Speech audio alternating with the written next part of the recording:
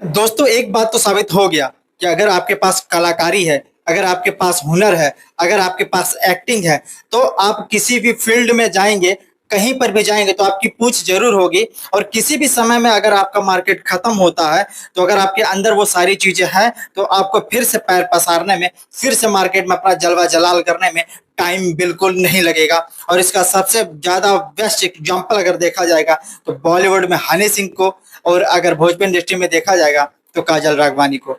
नहीं, जिस तरीके का इनके गाने का रिस्पांस मिला है ना, बड़े बड़े भोजपुरी इंडस्ट्री के जो मेल कलाकार हैं, जो लीड कलाकार हैं, जैसे अरविंद अकेला कल्लू को देख सकते हैं आप, नीलकमल को देख सकते हैं आप, गुंजन सिंह को देख सकते हैं आप, रितेश पांडे को देख सकते हैं आप, या एनीथिंग बहुत सारे हैं। इन मेल कलाकारों को भी इतना ज्यादा रिस्पांस नहीं मिलता है बहुत सारे गानों पर, जितना काजल राघवानी के गानों पर फिलहाल सभी गानों पर मिला है। डिफेंडर गाने की तो रिकॉर्ड ही अलग है, 4 मिलियन तो शायद ही किसी को मिला होगा। पवन खेसारी को अगर छोड़ दिया जाए तो मुझे नहीं लगता कि 4 मिलियन पार करना किसी के लिए इतना आसान होगा, इतना सहज होगा। लेकिन काजल राघवानी ने जिस तरीके का रिकॉर्ड सेट किया है ना, उन्होंने दो चीजें दिखाई है। ये कॉन्ट्रोवर्शियल सॉन्ग भी हमारा बहुत अच्छे ढंग से चलता है, और वो सॉन्ग जो लिरिक्स के माध्यम से, जो हमारे बदौलत हमारे औहदे पर जो चीज चलती है, उसे भी हम चलाएंगे और उसे भी रील्स पर भी अच्छा खासा ट्रेंड कराएंगे। जिस तरीके का ट्रेंड किया डिफेंडर वाला सॉन्ग, कम से कम 5 लाख से ज्यादा व्यू बना। वो किसी भी स्टार का, अगर पवन सिंह का अगर हटा दिया जाए, नीलकमल का हटा दिया जाए, तो फिलहाल किसी स्टार का ऐसा नहीं सॉन्ग बना। एक उनका भी बना था जिनका नाम टुनटुन यादव है, उनका भी जो एक गाना आता है किंग वर्सेस क्वीन, ये वाली गाने, ये दो चार को अगर मेल सिंगर को हटा दिया जाए तो भोजपुरी इंडस्ट्री में अभी कोई भी नहीं है, ना फीमेल और ना मेल, जिन्होंने 5 लाख से ज्यादा रील्स बनवाया हो इस साल में, 2025 जब से लगा है। और काजल राघवानी ने अगर आ करके और यही चीज 2 हफ्ते के अंदर अगर उन्होंने दिखा दिया है, तो मानना तो पड़ेगा भाई साहब कि कोई भी कितना भी चिल्लाएगा, कितना भी भौंकेगा, कितना भी अपना जोर दम लगा लेगा एड़ी से चोटी तक का, लेकिन इनका कोई बाल भी बांका नहीं कर सकता। जिस तरीके का इनका एक्टिंग है, जिस तरीके का इनका डांस है, इस गाने में भी इनका जो परफॉर्मेंस है ना, वो ऑन अदर लेवल की है। थोड़ी सी चीजें लगी कि सैंडल या कुछ चप्पल बीच में पहनना चाहिए था, थोड़ा सा खराब लग रहा वो चीज, या फिर उतना कैमरे में कट कर देना चाहिए था, लेकिन फिर भी देखने में अच्छा लग रहा है। और एक्टिंग स्टेप जिस तरीके का उन्होंने किया है, वो बहुत ही लाजवाब है।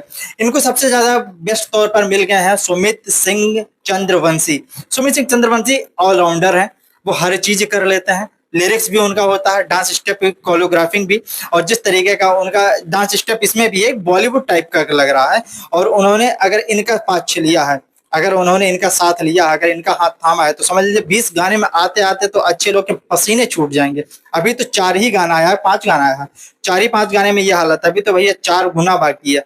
ना जाने क्या क्या होने वाला है, आगे आगे देखा जाएगा कि क्या क्या किसका क्या क्या होता है। खैर, बात करेंगे इस गाने के बारे में, तो इस गाने का रिस्पांस भी काफी ज्यादा अच्छा मिला है, जितना भोजपुरी लेवल में लोगों को मिलता है उससे तो काफी ज्यादा अच्छा है। और ये गाना भी, लिरिक्स भी काफी ज्यादा सुनने में अच्छा लग रहा है। और हमने, या हर किसी ने इस गाने को अगर एक बार सुना होगा तो दोबारा तो इच्छा तो जरूर होगी कि हाँ, इस गाने को हम दोबारा भी सुने। और ये चीज देख के हमारे दिल में बहुत ठंडक पहुंची, क्योंकि काजल राघवानी ने जिस तरीके का काम किया ना, ये उन लोगों के गाल पर जोरदार का तमाचा मारा है, जो लोग कहते थे कि काजल राघवानी केवल खेसारी लाल के नाम लेकर के या उनके कॉन्ट्रोवर्शियल सॉन्ग पर ही चल सकती है। उन्होंने अपने भी सॉन्ग ला करके, जो पहले आया था मिक्सर मशीन वाली, वो सॉन्ग भी ठीक ठाक चली है, 1 मिलियन के करीब है, और ये सॉन्ग भी चलने वाला है।